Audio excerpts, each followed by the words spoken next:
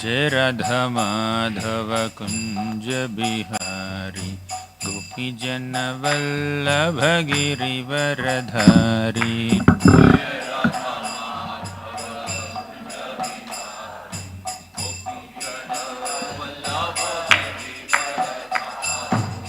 जय राधा माधव कुंज बिहारी गोपी जन वल्लभ गिरिवरधारी।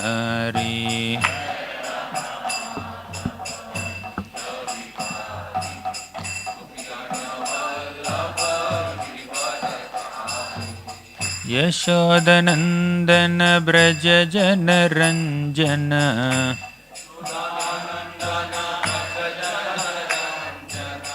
यशोदनंदन ब्रज जन रंजन।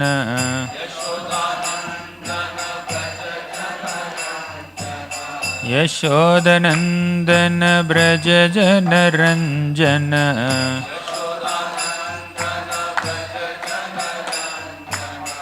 यमुना तीरवनचारी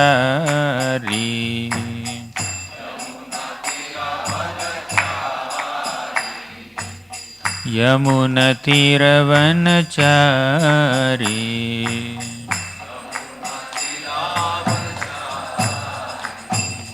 जय राधा माधव कुंज बिहारी गोपी जन वल्लभ गिरिवरधारी।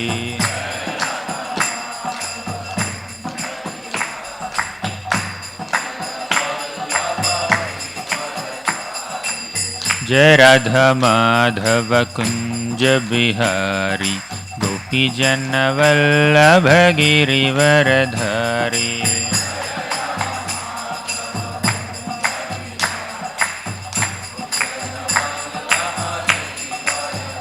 जय राधा वृंदावन चंद्र राधा वृंदावन चंद्र राधे।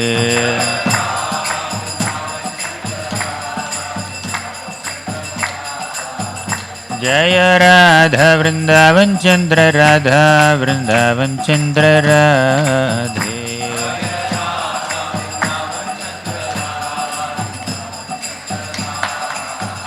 जय जय प्रभुपाद प्रभुपाद प्रभुपाद जय जय प्रभुपाद।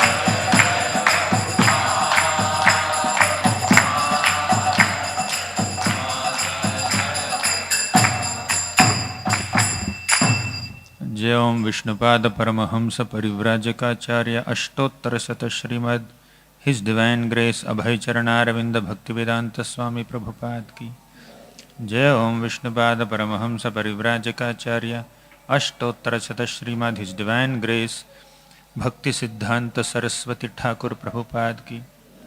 नामाचार्य श्रील हरिदास ठाकुर की। प्रेम से कहो श्री कृष्ण चैतन्य प्रभु नित्यानंद श्री अद्वैत गदाधर श्रीवासादि गौर भक्तवृंद की। श्री श्री राधा कृष्ण गोप गोपीनाथ श्याम कुंड राधा कुंड गिरि गोवर्धन की। ब्रजभूमि श्री वृंदावन धाम की। पुरुषोत्तम क्षेत्र श्री जगन्नाथपुरी धाम की। गंगामयी की, यमुनामयी की, भक्ति देवी की, तुलसी देवी की, कलयुग पावन हरिनाम संकीर्तन की, हरे कृष्ण महामंत्र की। All glories to the assembled devotees. All glories to the assembled devotees. All glories to Shri Guru and Shri Gauranga. Om Namo Bhagavate Vasudevaya.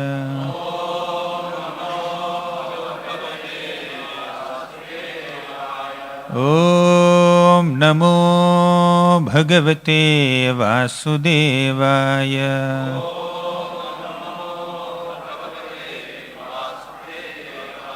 Om Namo Bhagavate Vasudevaya.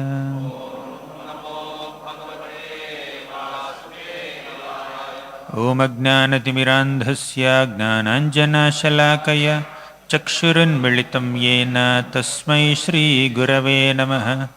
Shri Chaitanya मनोभीष्टं स्थापितं येन भूतले स्वयं रूपः कदा मह्यं ददाति स्वपदान्तिकं वन्देऽहं श्रीगुरोः श्रीयुतापदकमलं श्रीगुरून् वैष्णवांश्च श्रीरूपं साग्रजातं सहगणा रघुनाथान्वितं तं सजीवं साद्वैतं सावधूतं परिजनसहितं कृष्णचैतन्यदेवं श्रीराधा कृष्णपादान् सहगणा ललिता श्रीविशाखान्वितांश्च हे कृष्ण करुणा सिन्धो दीनबन्धो जगत्पते गोपेश गोपिका कान्ता राधा कान्ता नमोऽस्तुते तप्त काञ्चन गौरांगी राधे वृन्दावनेश्वरी वृषभानुसुते देवी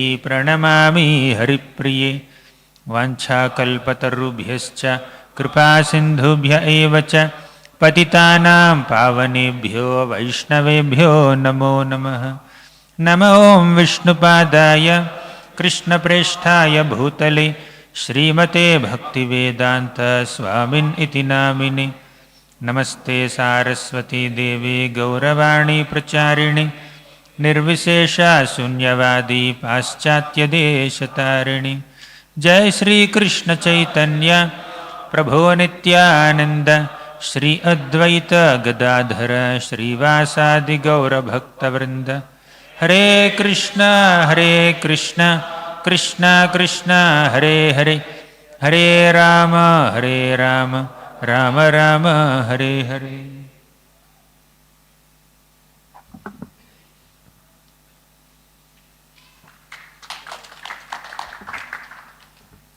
हरे Krishna. I offer my humble obeisances to all the devotees who are assembled here. We will continue from where we left yesterday. Yesterday we were discussing Ramayana. We began with Balakanda and we briefly discussed the highlights of Balakanda and some lessons. Then we went to Ayodhya Kanda and we discussed the marriage of Sita Devi and Lord Sri Ramachandra and Parshuram's arrival and some lessons from there. Then we also briefly discussed the third part, which is Aranya Kanda, where Lord Ramachandra goes to Vanavas, where Surpanakha comes and proposes that Ram, will you marry me? Ram said, I wouldn't. Then many things happen. Eventually Ravana comes in the form of a Brahmana, beggar, mendicant, and begs something from Sita Devi and then kidnaps her. So that's where we left, right? Aranyakanda. So Ravana came on his Pushpaka Viman and he was abducting Sita Devi. Then a very devoted vulture devotee of Lord Ramachandra. Yesterday we discussed how Lord Ram had devotees from different backgrounds, vultures, then non-human species, several non-human species, tribals, and even great Kshatriyas and Brahmanas are also the devotees of Lord Ramachandra. So this vulture Jatayu saw Ravana, and being an associate of the Lord and also very intelligent, Jatayu could have assessed his own ability. Do I have the ability to Hare Krishna? Do I have the ability to confront Ravan and win him and protect Sita Devi? I don't think so.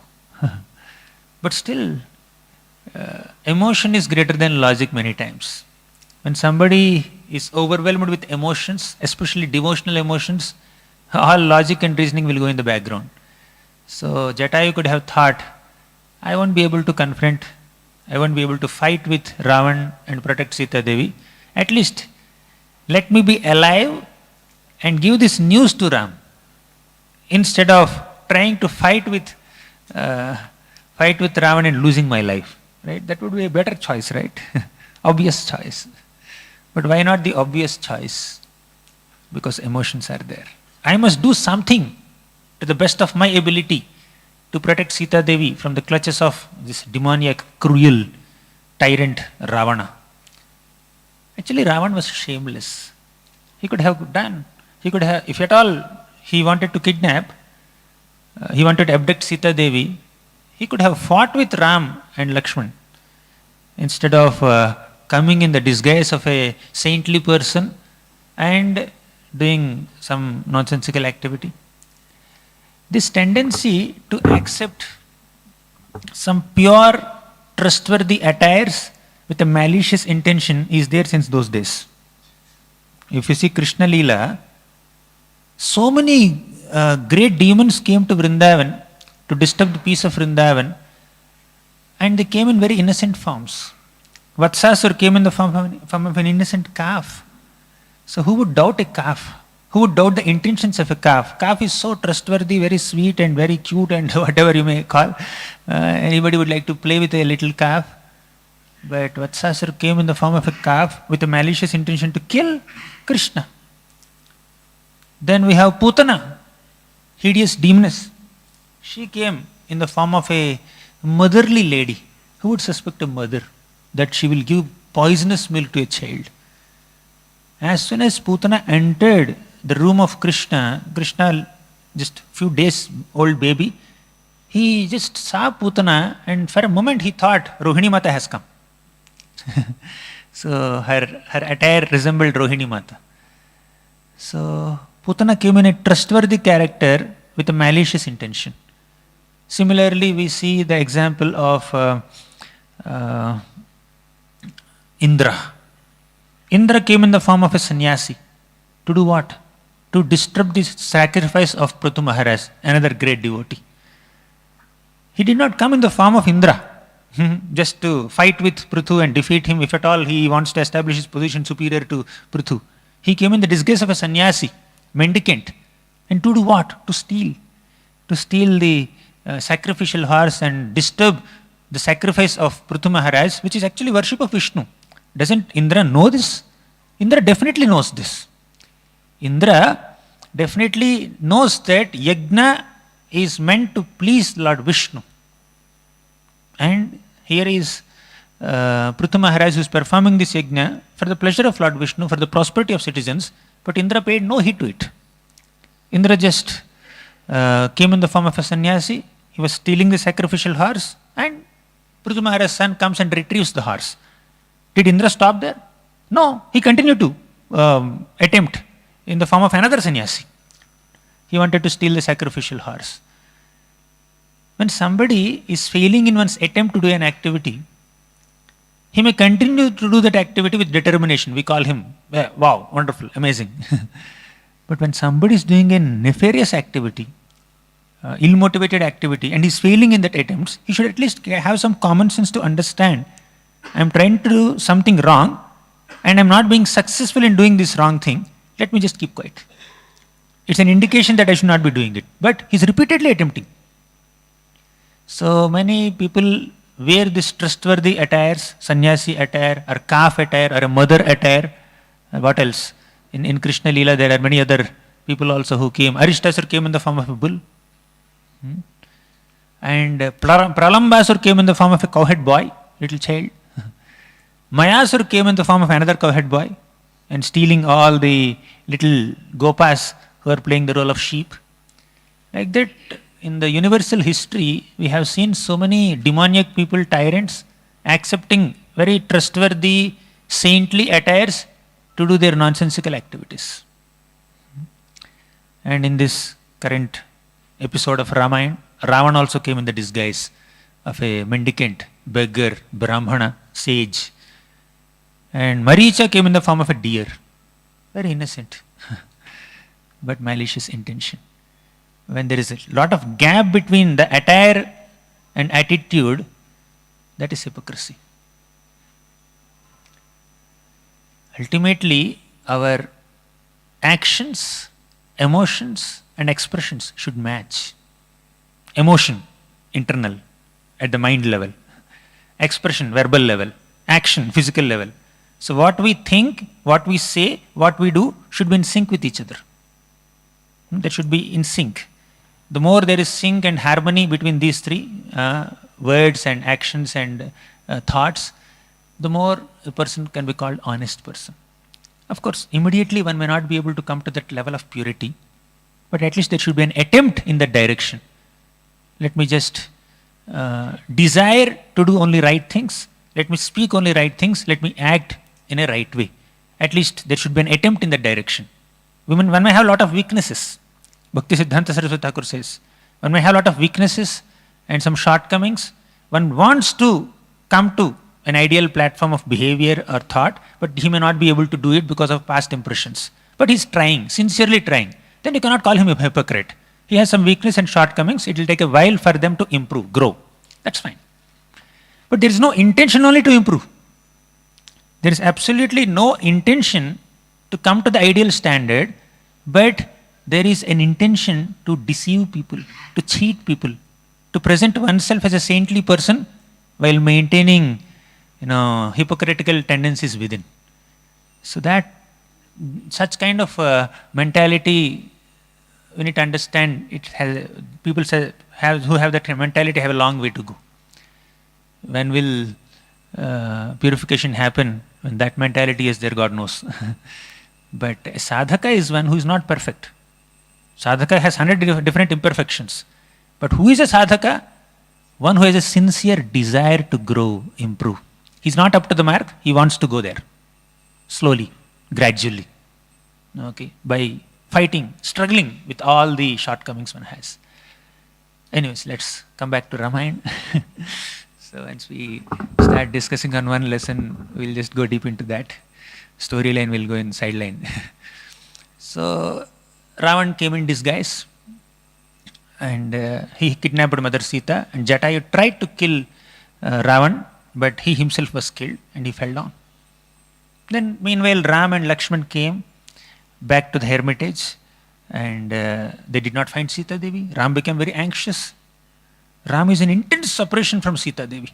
He wanted to destroy the entire universe. If Lakshman was not there, probably it would have happened also. So Ram was shouting at the top of his voice in separation from Sita Devi.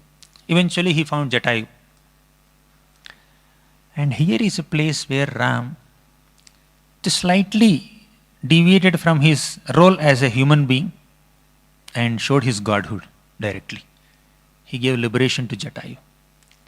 And he also showed so much of affection to Jatayu, just as a son shows affection towards father. And he performed the final rites of Jatayu. And he gave liberation to Jatayu, where he exhibited his godhood. And Vibhishan Sharanagati also Ram exhibits his godhood. Very few instances Ram exhibits godhood, but most of the times he acts like a human being, an ideal human being. Eventually, Ram goes and meets Shabari and then finally makes friendship with Sugriva. We are entering Kishkindha Kanda now, from Aranya Kanda. So in Kishkindha Kanda, Lord Ramachandra makes friendship with Sugriva, and Sugriva and Ram, both of them, commit to each other. We will help you. I will help you, Sugriva says. Sugriva says that Ram, I will help you retrieve your wife from Ravan. And Ram said, I will help you retrieve your wife from Bali, Tara. And I will also help you reinstate in your original glory as the king of Kishkindha. Now you have been driven out by your elder brother who misunderstood you. Again, another episode of misunderstanding. Vali just misunderstood Sugriva. It's a long story. Once Vali was fighting with another demon in a cave, and for several days together, no sound was coming and no signs, and only blood was coming out. So Sugriva kept a big boulder against that big cave so that the demon who must have killed Vali wouldn't come out. But the actual fact was Vali killed the demon and the blood was the demon's blood. So Vali broke that boulder and then came back to Kishkindha, and then he found Sugriva sitting on the throne. Then Vali thought that my brother Sugriva wanted to abduct the kingdom by eliminating me. But Sugriva never intended to do so. There's a misunderstanding. So this misunderstanding is very common in this world, even among such elevated personalities. Anyways, Ram killed Vali and made Sugriva the king of Kishkindha. Then Ram was waiting for Sugriva to help him find Sita Devi. Now the episode of Sita Anveshana should begin. Sita Anveshana means searching for Sita. Now, it was little monsoon time where Sugriva thought that this is not the right time to search for Sita Devi, let's wait for a while. And after monsoon is over, then we will start searching. But somehow, Sugriva, after getting back his kingdom, his wife and all the enjoyment and opulence, he momentarily forgot his promise to Lord Ram and he was totally absorbed in sense gratification for a while.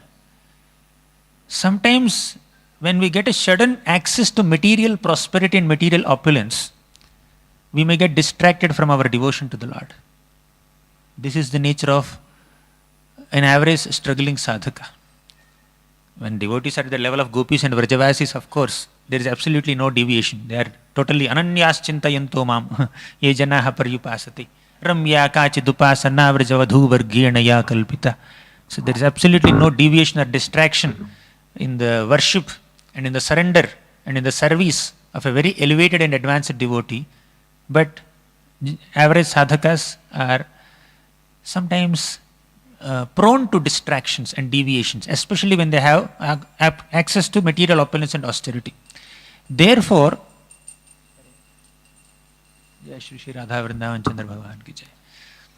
therefore, it is recommended that a devotee keeps meager opulences. When the access to material opulence is high, the possibility of forgetting one's surrender to Krishna is also high. So, not that those who are opulent, those who are wealthy cannot be devotees. Not that all poor people are pure devotees and all wealthy devotees are fallen souls. That's not the point. The point is, when we are not careful, this Janma Aishwarya Shruta Shri can induce Mada. As Kunti Mata said, Janmaishwarya Shrutashribhir Edhamana Madah Puman Naivarhatya Bhidhatum Vaitvama Kinchana Gocharam. Janma, high birth. Aishwarya, so much opulence. Shruta, education.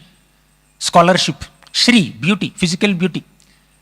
One who has these four material qualifications can become proud, and if they become puffed up and proud of these four material qualifications, they will be deprived of the shelter of the Lord, because the Lord is Akinchana Gocharam.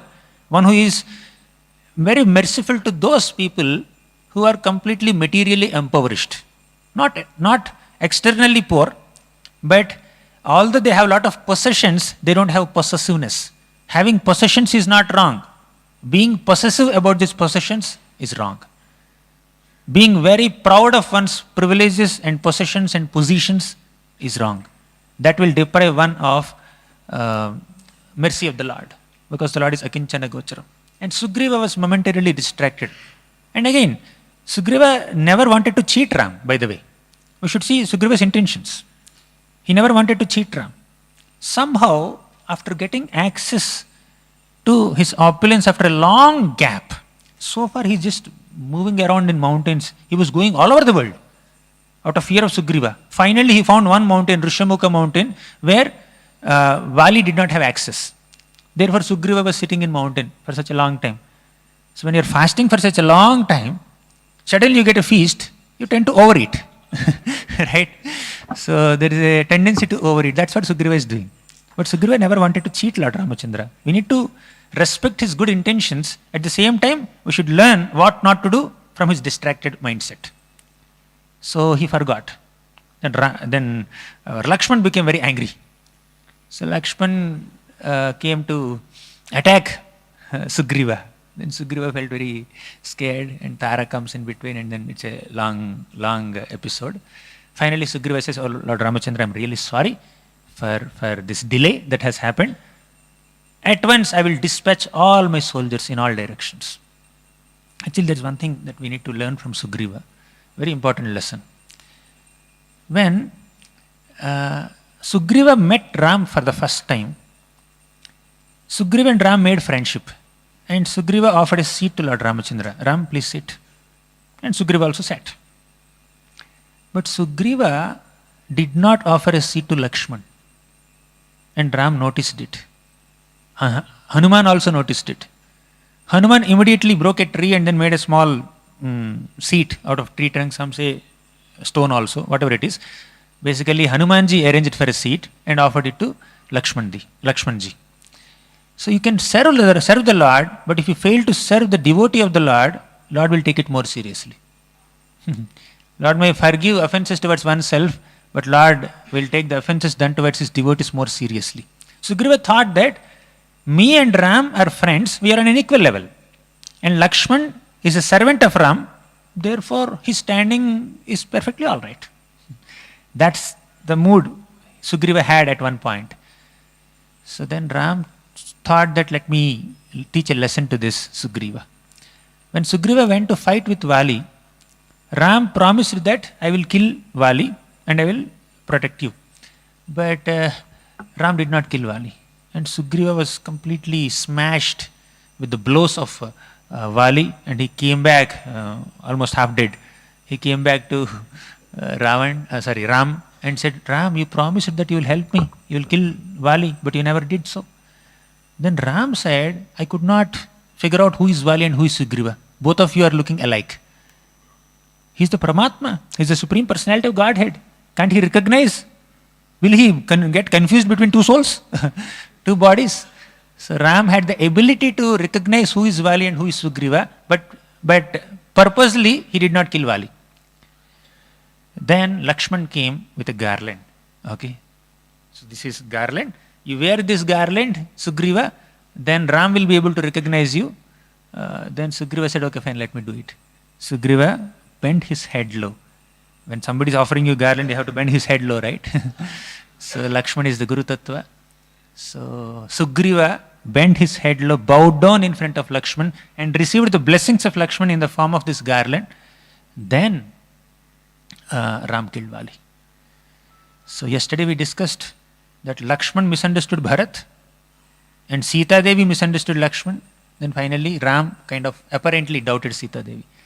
So when we offend another devotee, Ram is not pleased. And here is another episode where Ram is not pleased with Sugriva's offensive mentality, although he is okay with other things that Sugriva was doing. Finally, Sugriva came and said, Ram, I will dispatch all my Vanara armies in 4 directions. But looks like southern direction is the most probable direction where we might find Sita Devi. And I will send my best team in this direction. And who is that best team? Hanumanji, Angada, Nala, Neela, all these special monkey warriors.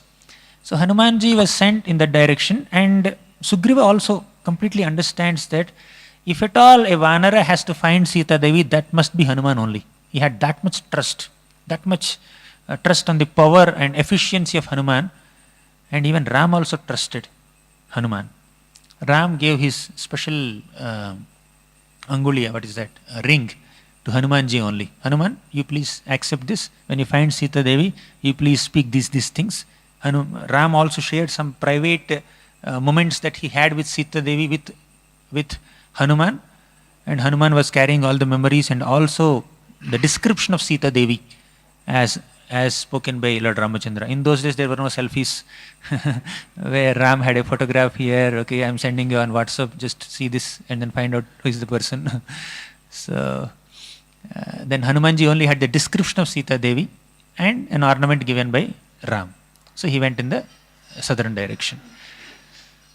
So these are some lessons that we can learn from Kishkindha Kanda. Let's move to Sundara Kanda. We are entering the Sundara Kanda.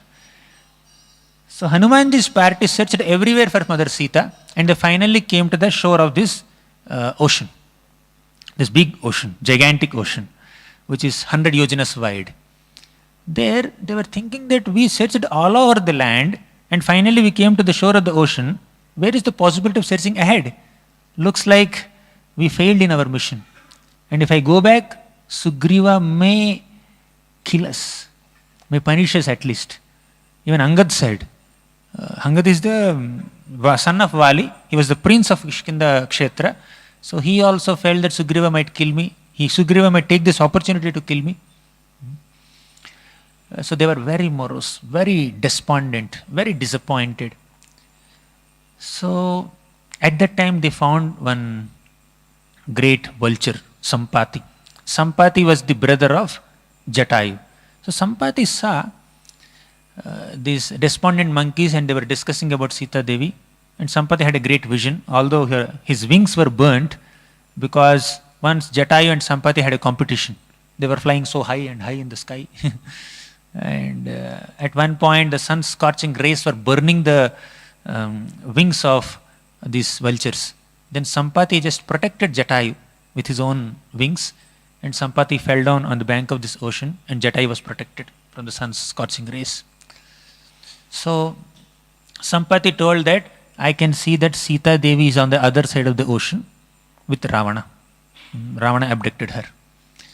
Now monkeys understood where Sita Devi is, but they are so disappointed that they don't have the ability to cross this Lanka ocean. They understood where Sita is from a reliable source, but they did not have the necessary bandwidth or ability to jump across the Lanka ocean. And some soldiers were thinking that I can jump if it is 10 yojanas wide.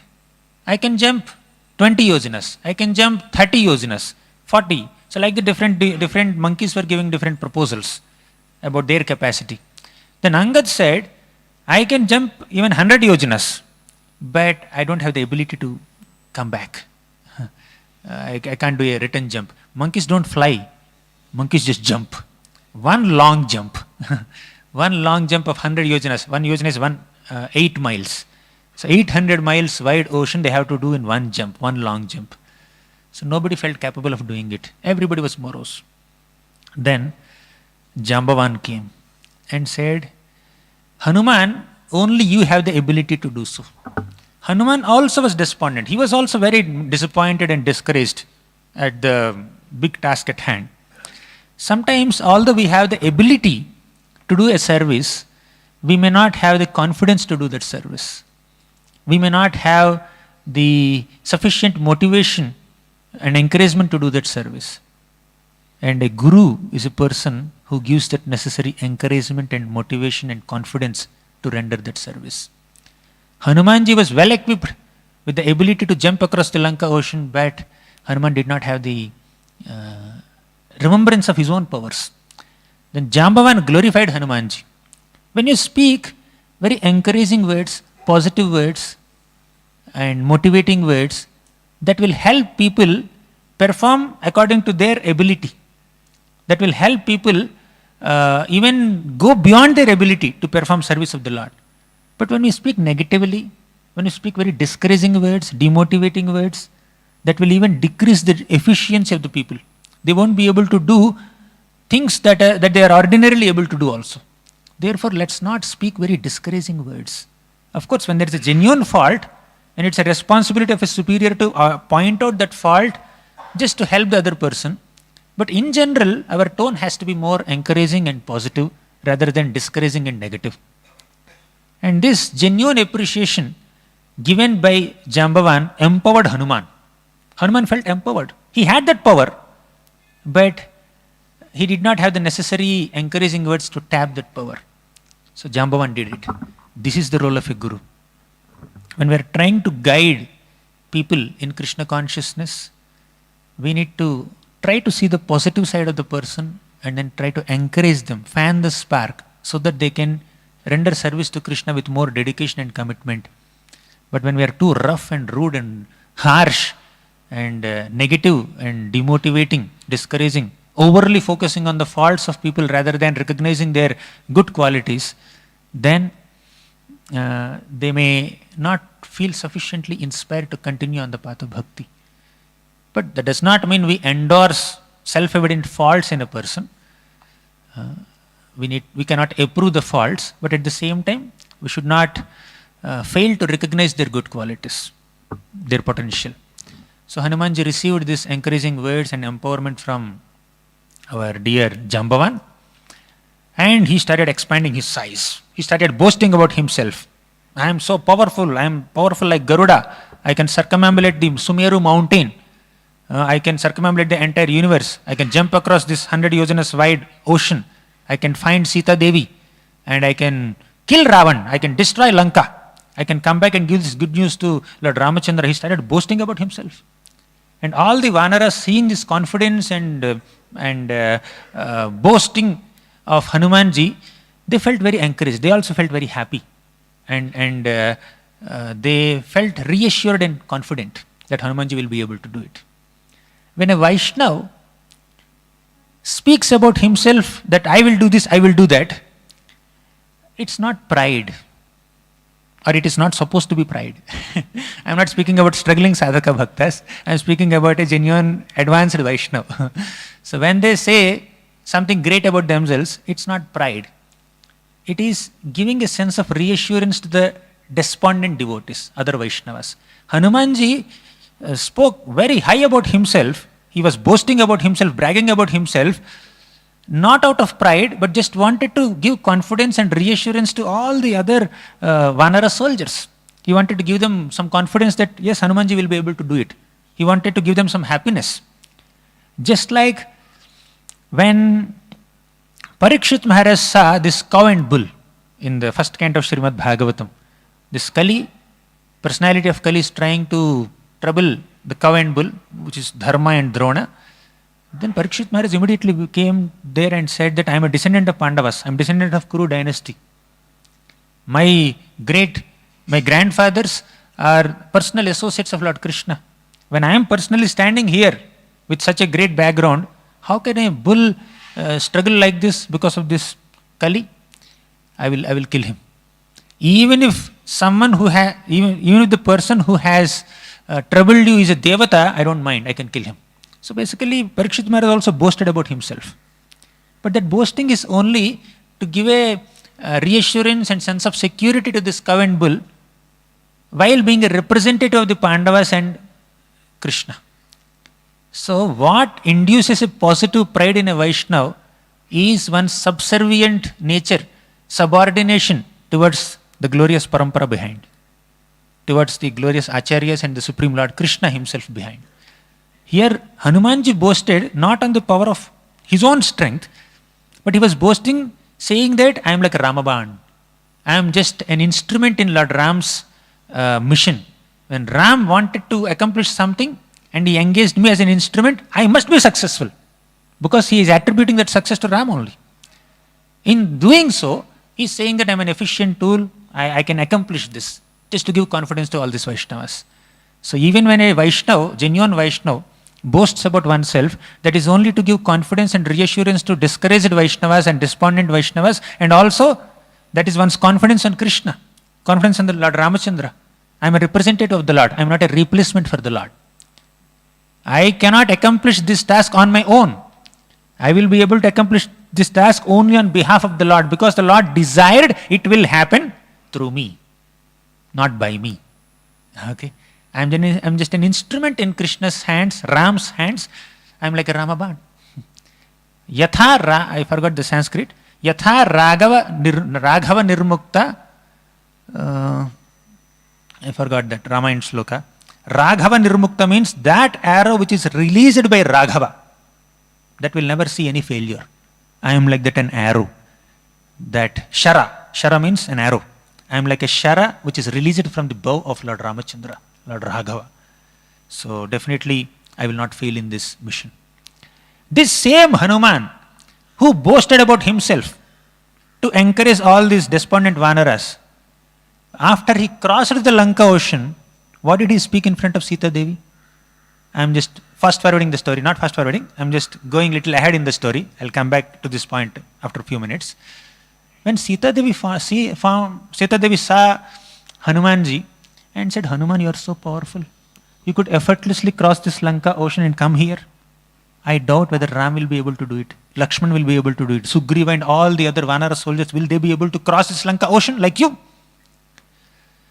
Then Hanuman said, my dear mother, Sita Devi, I am a messenger. Generally, who is sent as a messenger? A weak person. In fact, I am the weakest person in Sugriva's army. Sugriva's army has several Vanara warriors. All of them are either greater than me or at least equal to me. Okay, nobody is inferior to me.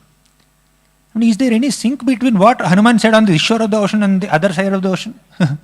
So on this shore he said something, and on the other shore he said something totally opposite.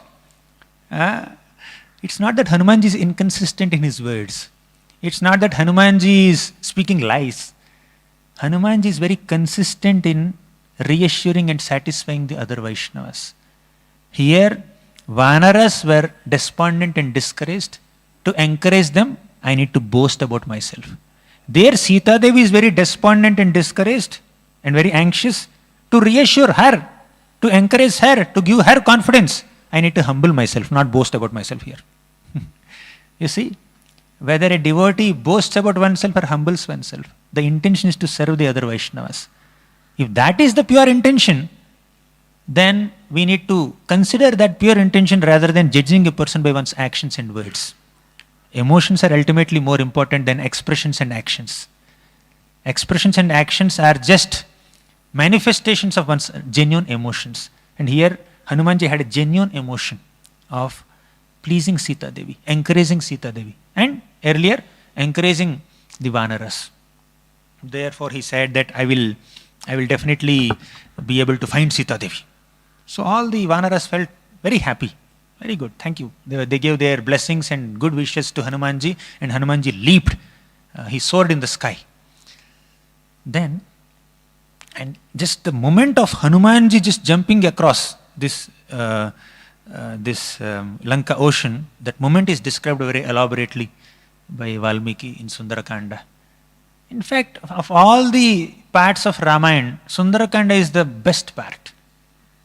It's the most beautiful part. Of course, all are great, but Sundara Kanda, as the name itself suggests, Sundar is very Sundar. Sundare Sundaro Ramaha, Sundare Sundari Sita, Sundare Sundaro Kapihi, Sundare Kimna Sundaram.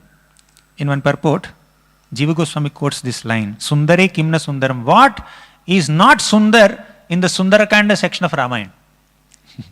Every section, every part of Sundara Kanda is so beautiful, so Sundar. Sita Devi is beautiful, Ram is beautiful, Hanuman is beautiful, entire Sundara Kanda is beautiful. And Sundare Kimna Sundaram. What is not beautiful in Sundara Kanda? You just tell me. That's how he questions. Actually, Ram was lamenting in separation from Sita Devi. And Sita Devi was lamenting in separation from Lord Ramachandra. And all the monkeys on the other side of the ocean, they were very despondent considering the situation. Sugriva and all other Vanara warriors, they were very anxious there. So when Sundarakanda setting comes in such a hopeless and tragic background, how can it be Sundar? The real Saundaryata of Sundarakanda is Hanumanji converted this hopeless situation into a very hopeful situation. He gave a lot of hope to Vanaras by reassuring them that I can find Sita Devi. And he gave a lot of hope to Sita Devi by creating so much destruction in Lanka, by burning the Lanka. And he destroyed all the hopes of Ravan and the Rakshasas that they will be able to retain Sita Devi with them. And he gave a lot of hope to Sugriva and Ram. So Hanumanji converted the whole hopeless situation into a very, very hopeful situation. Therefore Sundarakand is very Sundar. Very beautiful.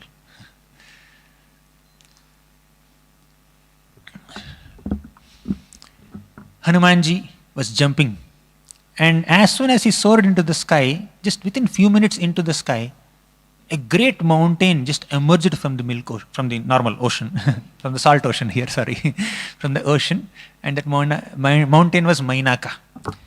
And the presiding deity of that mountain named Mainaka, he stood on the summit of the mountain and said, Hanuman, you have a long, long way to go. 100 yojanas is not a small distance. You have a long travel. Can you please just take some rest here?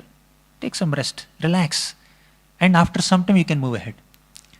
Then Hanuman said, I am very grateful to you for your hospitality and for your genuine reception, but I don't have time. My dear Mainaka, I won't be able to accept your hospitality. He just respectfully touched Mainaka and moved ahead. When the goal is yet to be achieved, and when you don't have much time, you cannot rest and relax. We need to just be very, very focused on our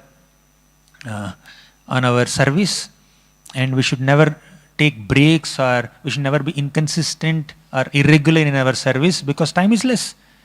You can learn this more from Prabhupada's attempts to establish Krishna conscious society, worldwide Krishna conscious society. Just like Hanumanji is very determined in his mission of finding Sita Devi, Prabhupada also was extremely determined in his mission to establish an international, worldwide society of Krishna consciousness. And just like Hanumanji jumped across the ocean, Prabhupada also went across this ocean. He suffered 2 heart attacks, but still he managed to fulfill that mission. So Hanumanji just respectfully offered obeisances to Mainaka and then moved ahead. Then all the devatas thought of testing Hanumanji. Hanumanji, is he so committed? Is he so determined? Is he so vyavasayatmika buddhi? Bhahushaka hai anantasya nahi. He's only vyavasayatmika buddhi. Let us test his commitment. Let us test his determination. So they all went to Nagamata, the mother of all the snakes. And she emerged from the ocean in the form of a hideous demon, Rakshasi. Very fierce looking Rakshasi. Just to test Hanumanji. She opened her mouth wide and said, Hanuman, you should enter my mouth now. Hanuman said, why should I enter your mouth? Then Surasa said, Lord Brahma has given me a boon. Whoever comes on my way should become my meal, and you should enter my mouth right now. She opened her mouth wide. Hanuman said, oh, Brahma has given you a boon. I must honor it. I must act according to the words of Brahma. It's my responsibility. See, Hanumanji, although he was very anxious, he did not forget etiquette. Many times when we are very anxious, when we are in a hurry and haste to accomplish something, we may forget certain protocols, policies and etiquettes sometimes, right? But Hanumanji had great presence of mind, and he said that, yes, my dear mother, if Brahma has given you a boon, I must honor it. However, can you give me some time? I'm on my journey to Lanka. I want to find Sita Devi, and I want to give this news of Sita Devi's whereabouts to Lord Ramachandra. Then my service is complete. Then I will come and enter your mouth. And Hanumanji said it genuinely. But Surasa said, how can I trust you? You are a Vanara. On top of it, you are promising that you will come and enter my mouth and become my meal. Will I ever trust you? I won't be able to trust you. So I think you should enter my mouth right now. Hanuman said, no, I cannot do it. Please forgive me. But still, Surasa did not agree. Surasa expanded her mouth much wider, 10 yojanas wide. And Hanumanji also is no less. He was very determined, and she's creating an obstacle in his service. So Hanumanji also expanded himself into his body into 10 yojanas. Then she opened her mouth 20 yojanas wide. Hanumanji also became 20 yojanas big. 30, 40, 60, 100. So when Surasa opened her mouth so wide, Hanumanji thought, I am not here to compete with Surasa and prove that I can expand bigger than her mouth. That's not my mission. What is my mission? To find Sita Devi, to serve Lord Ramachandra. Anukulyasya sankalpam pratikulyasya varjanam. Hanumanji did not get into any egoistic competition. Sometimes we imagine a competition with our mind. We imagine that I must compete with this Vaishnav, I must supersede this Vaishnav, this devotee. This devotee is doing so much service, I am unable to do that service. I must somehow manage to do something better than that person and prove myself better. Consciously or unconsciously, openly or secretly, sometimes struggling sadhakas also maintain an unhealthy competitive spirit with other Vaishnavas and try to supersede, outsmart and defeat other devotees in their service. Whom are we trying to please? Whom are we trying to impress? Krishna is impressed with our genuine service attitude. Even if we are offering patram, pushpam, phalam, toyam or poha, Krishna will accept it if it is done with a sincere intention. But even if we accomplish big things, compromise on character, Krishna will not be impressed. So a devotee's service is not in superseding or outsmarting another devotee, but a devotee's service is in genuinely rendering that service with the right intention with the intention to please Krishna, not to supersede any other Vaishnava. Hanumanji thought that somehow I am being pulled into this competition. Somehow I am just pulled into this unnecessary competition with Surasa. Surasa is opening her mouth wider and I am expanding my body bigger. But is my mission to establish myself greater than Surasa, or give an impression to all the people in this planet that Hanumanji can expand himself bigger than the mouth of Surasa? No. Hanumanji immediately became as small as a thumb or a cat or whatever, or a fly. He just entered into the mouth of Surasa, and before she could close, he came out. Very clever, very smart. We can be smart in Krishna's service. We need not outsmart another devotee in service. Right? So we should be smart. Actually, we should be very clever and smart. And that cleverness and smartness should be in alignment with anukulyasya sankalpam pratikulyasya varjanam. But we should not engage our intelligence and cleverness and smartness to supersede another Vaishnava, or cut corners, or being diplomatic or duplicitous. Now that social medias are creating a great competitive spirit. Oh, this devotee has so many followers. I should get more than that. Right? Not only devotees, anyone. So there's some kind of unsaid and secret or unrevealed competitive spirit that an average sadhaka may carry within in the background. So we want to prove ourselves better. There is an ego. There is a sense of boost to the false ego in accomplishments. But Krishna relishes our character more than our accomplishment. Of course, we have to accomplish many things in Krishna's service, undoubtedly, but not at the cost of compromising on our own absorption in sadhana, sravanam and kirtana and our character. We have three things. One is our own sadhana, sravanam, kirtanam, smaranam. Second is the Vaishnava qualities that we need to uphold, the character. Satisfaction, gratitude, compassion, humility, tolerance. These virtues that we need to uphold. Krishna said in the Bhagavad Gita, Ananyas chintayanto mam yajanaha paryupasate. You should do sravanam, kirtanam, manmana bhava madbhakto madhyaji mam namaskuru. So sadhana elements Krishna has given. And Krishna has also given a big list of Vaishnava qualities that we need to cultivate. These qualities endear us to Krishna. In the 12th chapter of Bhagavad Gita, from the 13th shloka till the last shloka, 20th shloka, 8 shlokas, Krishna just gives a big list of qualities. In the 16th chapter, first 3 shlokas, he gives a list of 26 qualities. Again in the 13th chapter, from I think 11th? 8th shloka to 12th shloka, in 5 shlokas he gives a big list. They are aspects of knowledge. What is the aspect of knowledge? First aspect, amanitvam adambhitvam ahimsa kshantirarjavam amanitvam adambhitvam. Humility, pridelessness is the first aspect of knowledge. We may have knowledge. Hanumanji has a lot of buddhi, but he has vinaya also. Vidya vinaya sampanni. When you have vidya, when you have jnana, that should be accompanied by vinaya, humility. When vinaya accompanies jnana, it becomes vijnana, realization. But when ahankar accompanies jnana, it becomes ajnana, ignorance. When our knowledge is inducing arrogance in us, it is actually ignorance, not knowledge. But when our knowledge is inducing humility in us, then it becomes realization. Not just theoretical knowledge, practical realization. So Hanumanji had great buddhi and presence of mind, smartness, cleverness, intelligence, wisdom, but he also has humility. Yesterday, Kanai Thakur Prabhu was speaking a very beautiful story. Hanumanji once saw Sita Devi putting some sindoor on her forehead. And Hanumanji asked her, "My dear mother, what is this red or orange saffron dot you are putting here on your forehead?" Then Sita Devi said, "If I put this, Lord Ramachandra will be pleased, he'll be happy." Such an intelligent, wise, warrior devotee Hanuman has such deep innocence and simplicity also. He went and applied sindoor all over his body to please Lord Ramachandra. See the innocence, see the simplicity. We can have simplicity, we should have simplicity, not stupidity. Right?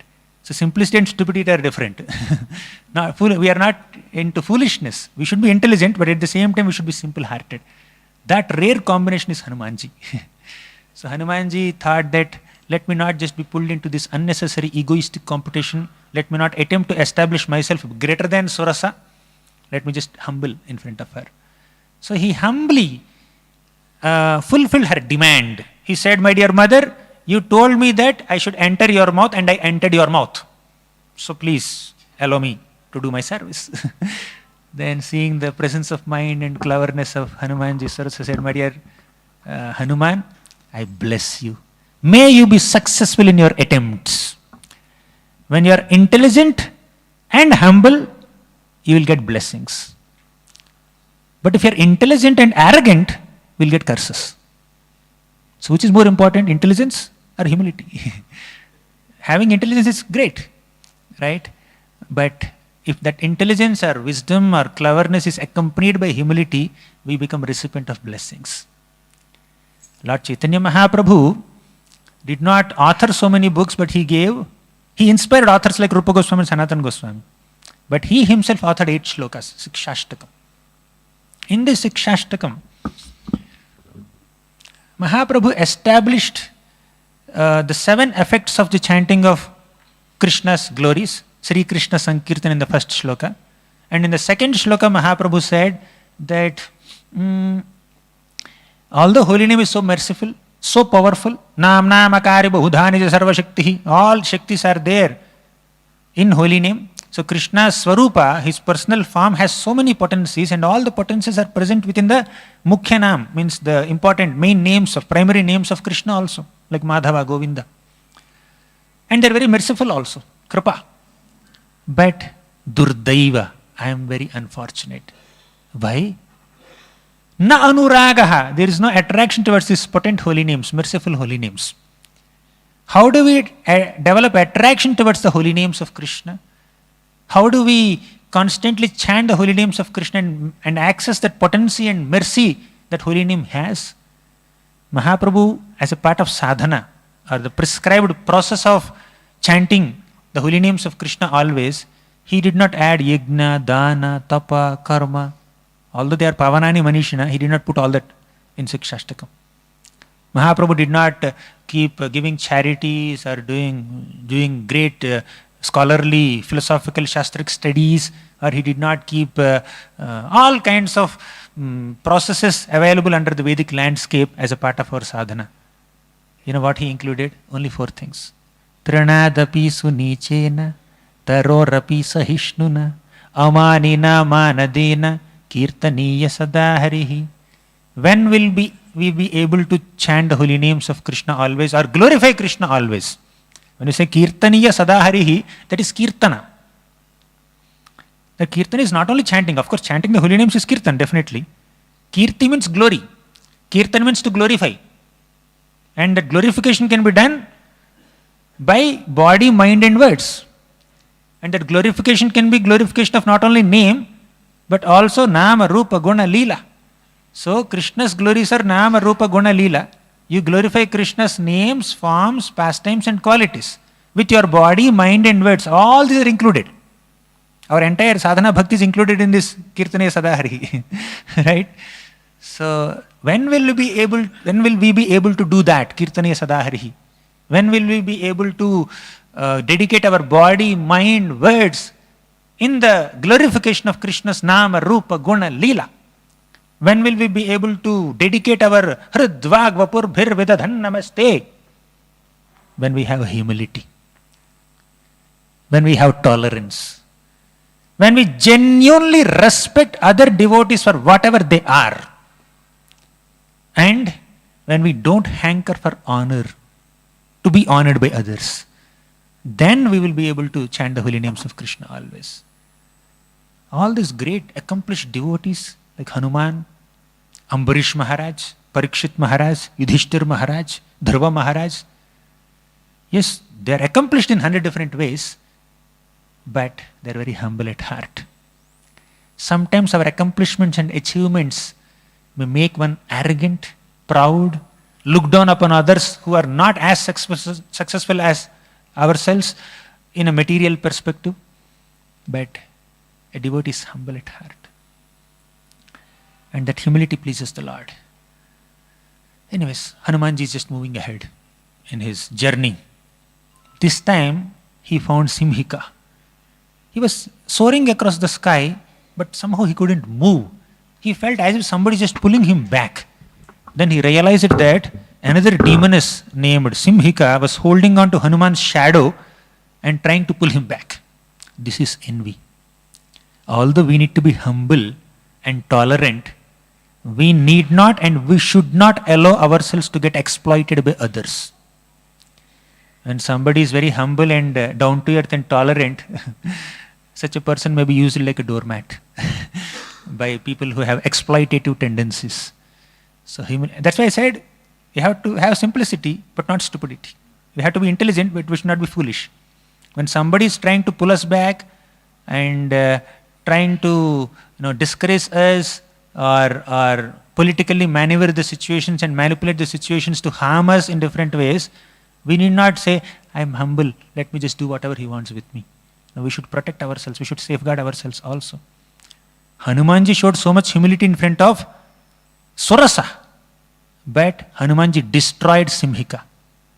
Because Surasa came to test Hanuman's determination and Hanumanji passed. And Simhika actually came to create an obstacle, great hindrance in the mission of Hanumanji. Out of envy, Hanumanji destroyed that envy. Hanumanji just entered her heart and just broke open her heart and then came out and continued his journey. So this is Hanuman. We should destroy envy. We should not allow envious people to obstruct our sadhana. There are so many envious people in this world. When a devotee picks up holy name, bead bag or Bhagavatam, so many people become envious of this devotee, or they disapprove devotee sadhana and Krishna bhakti. So we need to be very humble enough to continue our path, at the same time smart enough to not get distracted or deviated or demotivated by their envious glances or activities. We need to safeguard ourselves. Anyways, to the degree we are dedicated to the path of bhakti, to that degree Krishna will give us the intelligence. Dadami buddhi yogam tam yena mam upayantiti. Krishna will give us the necessary intelligence and strength to safeguard ourselves from the allurements of Maya and also from the envious people who try to create obstacles in our bhakti. So Hanumanji just jumped across the ocean. Then he landed on the other shore of the ocean at the entrance of Lanka. Valmiki says, Hanumanji was not at all tired or exhausted, even slightly. Although 100 yojanas long jump he did, he was not at all tired, not exhausted. When we sincerely do our sadhana, do our service to Krishna, we'll never be exhausted. We'll never be tired or bored. Physically there could be an exhaustion sometimes because material body has its capacity. But internally, one will never be bored or exhausted or wiped out or frustrated internally. So when we absorb ourselves in different elements of sadhana like Sravanam, Kirtanam, Archanam, Vandanam, etc., then we feel nourished, internally nourished, happy, satisfied within. We can access that susukham kartum avyayam. We can access that yayatma suprasidati. We can access that tushyanticha ramanticha kind of feeling. When we genuinely, with humility, when we genuinely engage ourselves in Shravanam, Kirtanam, Archanam, etc. The greatest source of dissatisfaction is ulterior motives and inconsistencies in bhakti. But the greatest source of satisfaction in bhakti is selflessness. No ulterior motives, no selfish agendas, no personal desires, and no inconsistencies or irregularities. I am not saying this, Bhagavatam is saying this. Ahaituki apratihata yayatma suprasidati. Right in the beginning of Srimad Bhagavatam, there is a promise given to us. Ahaituki, when you don't have any material motives, when you don't have any selfish agendas, when you don't have any personal desires in your service to the Lord, and apratihata, when you don't have any inconsistencies or irregularities, then yayatma suprasidati, complete satisfaction of heart is guaranteed. When we are not feeling satisfied in spite of practicing devotional service for 10 years, 20 years, 30 years or whatever, we should go back and check our motivations. Am I trying to please Krishna or please myself? When I try to please myself, there is frustration. When I'm trying to please Krishna, even if there is a failure, there is satisfaction. Right? And that failure will make one more excited and enthusiastic to serve better. Prabhupada, 40 years he struggled to establish a worldwide society. But although Prabhupada apparently, from an external perspective, failed to establish international society with four decades of attempts, but he was completely successful because he was consistent in continuing his attempts to establish, and finally he became successful.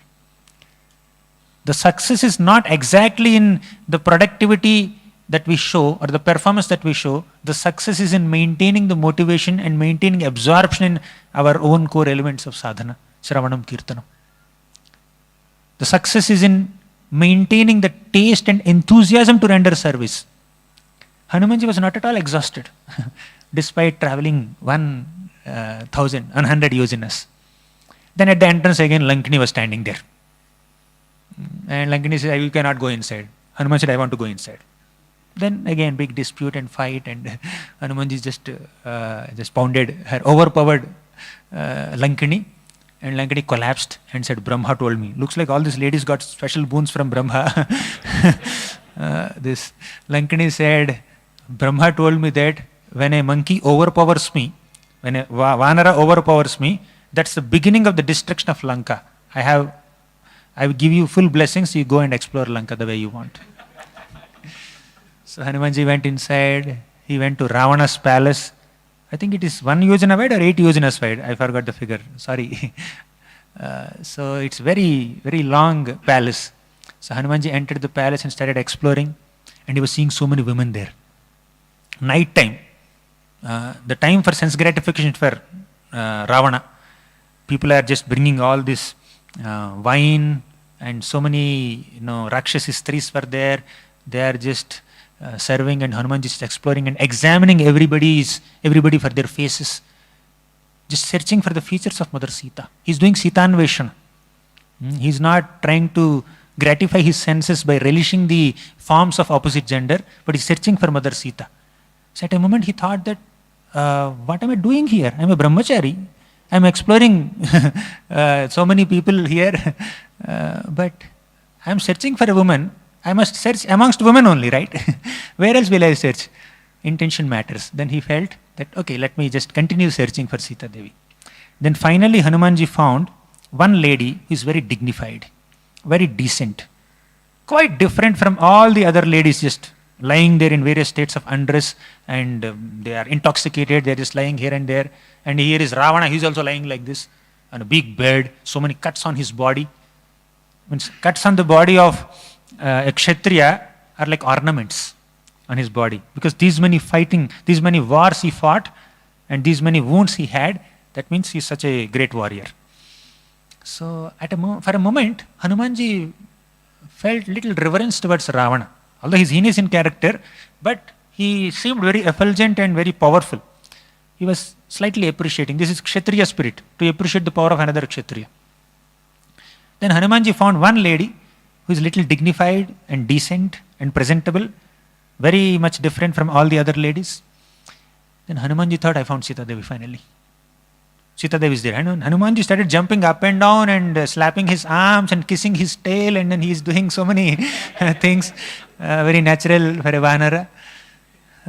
Then Hanuman, all that excitement just became zero within 2 minutes, or whatever, few moments. He thought, Na Ramena Viyukta sa swapnu barhati bhamini, na bhoktum na pyalankartum, na panamupasevitam. Na Ramena Viyukta, without Lord Ramachandra, sa swapnu barhati bhamini. How can this Bhamini Sita Devi sleep? She is sleeping, that lady. How could she sleep in separation from Lord Ramachandra? I never saw Ram sleeping there. Lakshman never slept anyways. So she is in separation from Ram, she could not sleep. Then, na bhoktam, she wouldn't eat. Napi alankartam, she wouldn't decorate herself. Napi alankartam, na panam upasevati, she would not even drink water also, in separation from Ram. So this lady seems to be happily sleeping, decorating herself so nicely like a queen, so she cannot be Sita Devi. And after exploring all the women in Ravana's long palace, Hanumanji was also sitting on the Pushpak Viman on its terrace. And from there he is watching to get a top view, bird's eye view. But he didn't find. If none of the women are matching and she is also not matching, where is the possibility that Sita is still alive? Maybe Sita committed suicide. Maybe when Ravana is just carrying Sita Devi across the air, she jumped into the ocean, probably. Out of separation from Lord Ramachandra, she must have left her body, apparently.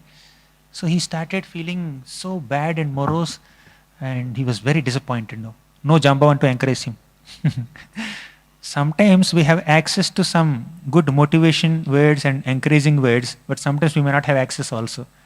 We need to be self-motivated to perform bhakti and our service.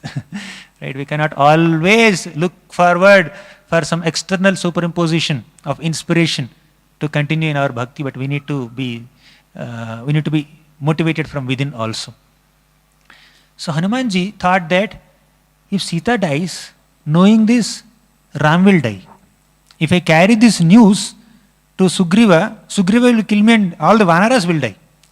So, knowing that Sita died, all the Vanaras will die, Sugriva will die, not being able to serve Lord Ram, Ram will die, Lakshman will die. Knowing this news, Bharat and Shatrugna will die, Kaikeyi, Sumitra, Kaushalya, they will die, and entire Ayodhya will die, entire Kishkindha will die. Better I die. So he thought, let me die instead of causing death of so many people. So after some time, Hanumanji felt, no, why am I thinking in a negative way? I only searched Ravana's palace. Ravana must have kept Sita Devi somewhere else also. Why he has to keep her in palace only? He must have kept Sita Devi somewhere else also. Let me just go and find out beyond this palace of Ravan. He thought the obvious choice would be, the first option should be Ravana's palace. He explored. He did not find. Then Hanumanji went outside the palace and started searching everywhere. Finally ended up in Ashoka Vatika. It's 9:20 now. Okay. He ended up in Ashoka Vatika. He found Sita Devi, gave good news and chanted the holy names of Ram and destroyed the Ashoka Vatika. And Ravan just sent some soldiers to captivate Hanumanji. Hanumanji allowed himself to be bound, and he was brought to Ravana's assembly hall, and Ravana kept some fire on his tail, and Hanumanji burned the whole Lanka and came back and gave this news to Lord Ramachandra. That is in 1 minute summary of the rest of Sundara Kanda. And I could not enter Yuddha Kanda and Uttara Kanda, maybe some other time. So I don't want to delay you. It's Monday also, not Sunday. I'll conclude here, Prabhu. Thank you very much for your kind attention, and it's a very great privilege to witness the wonderful sadhana and Vaishnava etiquette of all the devotees at NVCC Pune.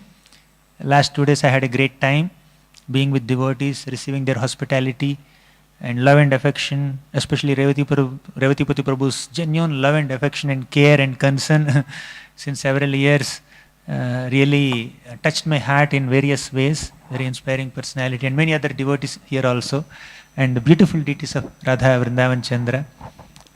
Yesterday I was sharing all my previous story with Prabhuji. So 2007 when I was in here, I was working in Force Motors for 9 months in Nigadi, and in Nigadi all the programs happen in Marathi. I didn't know a single word of Marathi and almost no Hindi also in those days. Now at least I can understand Hindi. So for nourishment, I would come to Pune Camp Temple every now and then, Sundays when I get some time, and preranas, so festivals, Janmashtami and all, I would come here. So Pune Camp Temple has nourished me for about 9 months in 2007 to 8 till I went to Chowpatty to join VTA. So I'm very, very indebted to the devotees at Pune. And before this temple was there was some inaugural ceremony, some Bhumi Puja. I came for Bhumi Puja also here. So now when I see a big temple, that's like a great source of ecstasy. Nice to see Radha Vrindavan Chandra deities and all the devotees here. If I said anything inappropriate or if I made any mistakes in my presentation in the last 2 days, please forgive me and please bless me And please pray for me. Your prayers and blessings are a great source of strength for me. So seeking your blessings, I'll stop here. Thank you very much. Shri Ramayana Mahakavi ki jai. Shri Valmiki Mahamuni ki jai. Shri Ramnavami Mahamahotsav ki jai. Srila Prabhupada ki jai. Hare Krishna. Hare Krishna. We'd like to express our gratitude to His Grace Gauranga Darshan Prabhu. I've heard from him Bhagavatam many times. When I was going to GAV, he was our main teacher. But Ramayana I heard first time. But as in the spirit of Srimad Bhagavatam, he draws very, very valuable lessons for personal application and our improvement in the character and devotion. And actually he has been personally blessed by His Holiness Radhana Swami Maharaj to speak on Vaishnava Siddhanta and Sadachar, especially these Vaishnava qualities from the characters of Srimad Bhagavatam. So the great blessing. And because his love and affection for Srimad Bhagavatam, Srila Prabhupada and all the previous acharyas and Srimad Bhagavatam itself is blessing him to get such realizations which he shares so spontaneously, and there are no notes or anything, there are no like mobile, iPad or iPhone or anything. Just there in the heart. The script is there in the heart and it flows so smoothly that we can spend hours and hours hearing from him. Now he'll be speaking for the I-leads for around 5 to 6 hours of leadership lessons from Srimad Bhagavatam. So he's a very, very blessed, wonderful devotee, a very, very ideal sadhaka with great taste for sadhana along with deity worship, along with teaching and preaching and taking care of devotees. So very blessed that he's here for yesterday and today. And let us thank him for being here, and we request him to come more often. When we started Bhaktivedanta Vidyapit here many years back, then he was coming quite a bit more frequently. But now he's a very, very well-known devotee. He travels to South India also, gives lecture in Telugu. Apart from English, if he speaks fluently, that's Telugu. So a lot of lectures in Telugu. In English, he has spoken almost 7,500 hours of lecture so far. So you can imagine the volume. And we all know about Subodhinis. I mean, before Subodhini, to read Srimad Bhagavatam was like tough. People wonder what to make out of it, how to connect the different pastimes and different cantos, and what to learn from them, how to see the purport in a way that we can apply it. So Subodhini is just like, like mother gives that ferex, you mix it with water and then you can feed it. It becomes so easy to digest. So Subodhini is so wonderful. From first canto till 12th canto, everything is so systematically in an organized way given. And later he developed Subodhini for Bhagavad Gita, then for Nectar of Devotion, Nectar of Instruction. And then, he was not just satisfied with teaching Srimad Bhagavatam to the youths or congregation devotees. So based on Bhagavatam, he compiled books, stories from Srimad Bhagavatam. And it's amazing, many times we have to search for stories here and there, WhatsApp and, some books from some other missions. But these are, tales from Srimad Bhagavatam is so well explained that children are literally, they fall in love with this tales from Srimad Bhagavatam book. Some of you might have seen it there in our stalls also. And the quality is so wonderful with all the illustrations and, pictures. So his great heart is there that, everyone should come close to Srimad Bhagavatam because that's the means of purification of our heart in this age. So he's a very wonderful sadhaka. If you get time, you can personally associate with him. And you can join for his courses. There are many online courses which he conducts. He also takes out that magazine. What's the name? Bhagavad Pradipika. Right? There he writes article and allows many other devotees to participate. So his life is organized around studying Srimad Bhagavatam, teaching Srimad Bhagavatam, and encouraging and inspiring others to study and teach Srimad Bhagavatam. So it's a very, very wonderful example for us. Let us thank him for his wonderful association here for last 2 days by very, very loudly, heartfully chanting once the Hare Krishna Mahamantra. Hare Krishna, Hare Krishna, Krishna Krishna, Hare Hare, Hare Ram, Ram Ram, Hare. His Grace Gauranga Darshan Prabhu ki, Srila Prabhupada ki.